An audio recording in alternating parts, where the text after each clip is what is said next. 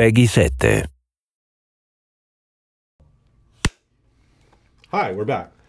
I'm Will Wright, and now we have Ocean Quigley, somebody who I've worked with for many, many years on many projects, as the creative director on the new SimCity. So welcome, Ocean. Thank you, Will. I have to say I've had more fun playing this SimCity than I've had playing SimCity in over a decade. Excellent. That's true. There was a point at which I had played SimCity so much that I was so sick, and you know this, of the whole thing, that I just didn't want to touch it for like 10 years. But now, having played the new version, I really have had a surprising amount of fun. Excellent. So I want to thank you for that. Thank you. Yeah, we tried to take the thing that was magic about the original SimCities and contain it and then bring it forward into something new. So hopefully you felt it. Yeah, I mean, there was a sense of familiarity, with kind of what was going on in building a city and people moving in and all that stuff. But yet the presentation of it, as I immersed myself down at the street level, could hear the people, watch them moving around, I really got the sense of what it would be like to live in the neighborhoods. While at the same time, I could pull out and get this amazing kind of visual, intuitive sense of the complex system that was underneath the hood. Cool. But I thought the balance between the two was very well struck. The way I've been thinking about it is the previous SimCities being sort of isometric maps were kind of abstracted representations of places. Mm-hmm. And with the new SimCity, I wanted to make it so that you could experience it as a place. So it was no longer a map, it became a territory. It became something that you could go into and see what it would be like to be actually in that place. Yeah, and I felt like that was one of the first things that really grabbed me. I mean, I could kind of zoom back and see the schematic map, right. But when I came down to the neighborhood level, I felt this kind of visceral, emotional connection. What would it feel like to be in that neighborhood? Cool. How would it feel like to be on that street? And that was something that I don't think I ever had with any previous version of SimCity at all. Yeah. One of the things I wanted to do with it was to make you feel more responsibility for the little people that live there too, because you do all these horrible things to them, right? Yeah. I mean, it's your fault, right? You poison them, their houses burn down. Right. They're because of your crappy economic decisions, they go homeless. And I want want to cut back on their services, exactly, et cetera, and I wanted to make it so that when that happened to them, you'd have this guilt, you'd feel this twinge of emotion about your responsibility for the life opportunities for these people that live in this world that you've created. Yeah, so you've made SimCity a guilt-driven experience. Exactly. I think guilt is an underexploited emotion in video games. So. Yeah, in fact, I think that's actually one of the interesting emotions that you cannot get from something like a book or a film. Yeah, no question. I've never felt guilty watching a movie or reading a book, but I have felt guilty playing games based upon my decisions. Yeah. And I found that when I was playing, actually, I was kind of immersing myself not just in kind of the areas and the neighborhoods, but I was imagining myself living the lives of these people. Right. What would it be like to live in that trailer park and work in that grocery store? I went to the U.S. Census data and got all the 1,000 most common last names and the most common first names and made a system that mad libs them all together. So the odds are there actually is a Will Wright living somewhere. Well, hopefully he's not living in one of my cities because, as a new player, it was actually very challenging for me. Economically, I kind of got the hang of it. And at first, it felt kind of constrained with the small plot, but then I started realizing it was much more about quality than quantity. Yeah. Which to me actually felt like a really good design decision, because then it focuses you on the depth of the simulation. Exactly. And I can't just kind of like trash an area and then go do something else over here. Yeah, the intent there was to make it so that there was so much more resolution to what was going on in any given area that you could dive down to it and then get essentially lost in what's going on in the simulation and the detail, the movement, the emotion, and then pull back and get the kind of the bird's eye view, but that there'd be things for you to go down into and see. Opting for depth of simulation as opposed to having something that we inert and large was a real conscious design decision. I'm curious, when you play, because I find that when I'm playing, I'm kind of at the map level about half the time, but I really spend about half my time down at the street level just getting a sense, like an emotional sense of what it feels like to live there. Do you still find yourself, having done all these kind of elaborate graphics and spent so much time, achieving that immersive experience, do you still find yourself kind of going down to that level and just kind of living in the city? I probably spend the bulk of my time down at that pretty close to ground level, just seeing what it's like in a given spot. I think there's really two different large categories of people who play the game. I think there's people who are playing it to understand and beat the simulation in one way or another.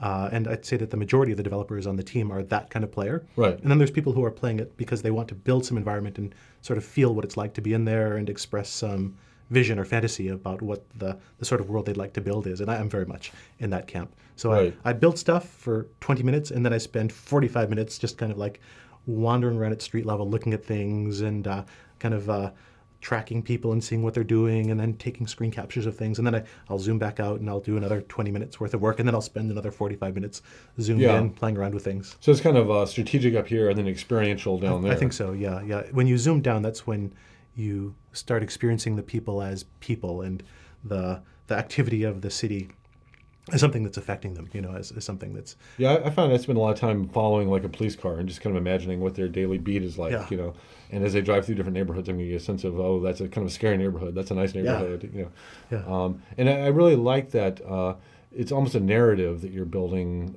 through 1,000 different eyes of what your city feels like to live in. But yeah, and each one of the little Sims, they're trying to live their lives. You see a little Sim walking down the street, it's trying to go shopping, it's trying to get to the hospital, it's looking for work. And the city emerges out of the sort of the tapestry of all those threads of Sims walking around and trying to do things. Right. It's not kind of an abstracted top-down thing. It's very much a bottom-up thing that's built out of all those stories. And I think it's part of where the guilt comes from, is that I kind of feel that they're very earnest and they're really trying their best to get a job and to do this and to do well, but they get thwarted by decisions you've made up here at the strategic level. Absolutely. You didn't build a good street, or there's no school for them to get an education, and that's when you start feeling like you're the one holding back their lives. And I think that fundamental decision to redo the simulation as a bunch of agents and objects enables sort of that close reading of the simulation and the larger emergence of the whole sort of state of the city out of those thousands or millions of individual stories. Yeah, Stone and I discussed that a bit. I mean, it does feel like a very fundamental shift away from kind of a spreadsheet experience to now kind of a terrarium with thousands of little creatures living their lives inside of this box. And it did feel like that in playing the game. I did feel like there were thousands of little agents living their lives, driving cars, waiting at bus stops, going to school, all those things. And that authenticity, I think, gave me a totally different emotional connection to the experience, that I was having as a mayor. Yeah, I think it's pretty satisfying to see the consequences of your actions on the actual lives of these little folks that live down there. Like you bulldoze a factory, and the little people that used to work there are now unemployed. Right. And you see them get kind of desperate as they go around looking for additional jobs, looking for somewhere to get money to pay the rent. Right. And then eventually, their cries for help get feebler and feebler and feebler, and then poof, the house goes abandoned. You see the little family leave and be homeless in the park. And you're like, I did that. I as a player made those decisions that carried out. I decided early on in the game that if the little Sims couldn't be made to suffer, you wouldn't care about them. If they were invulnerable, if they didn't need anything from you. If they just poofed and disappeared. Yeah, exactly. Yeah. Then you wouldn't have any reason to care about them or care about their well-being. But by making them fragile, by making them people that need your help to live their lives, you feel the sense of responsibility and compassion for them, I think. And that's one of the things that gives the game emotional heft. Yeah, and I think that's kind of remarkable. You think of strategy games as being things that are very abstract. I don't really care if I lose a pawn in chess. Right. But to take that kind of strategic depth and gameplay and turn it into kind of a deeper emotional experience, I think that so much of the technology that you put into this, the visuals, the sound, etc., are toward that end. Right. And it's not just a matter of adding lots of bells and whistles or just making the graphics look prettier, but it really is toward the end of getting the player emotionally connected to this complex thing that they're building. And I think that was actually part of your genius with taking real-world objects like cities and people as your subjects. They come loaded with all this emotional meaning. And so all you need to do is tap into it. We all have experiences of what it's like to be in trouble, or what it's like to look for something and not find it, or what it's like to get a job when you need a job. And so, or to be in a scary neighborhood, or to be in a nice park. Yeah. And so you're not trying to convince somebody what it's like to be a space marine, for example. You're trying to take these common, mundane human experiences that everybody has and build a system that taps into those emotional states. Right. It's reflecting your own experiences back to you. Yeah. But now you have a totally different level of kind of responsibility and control over it.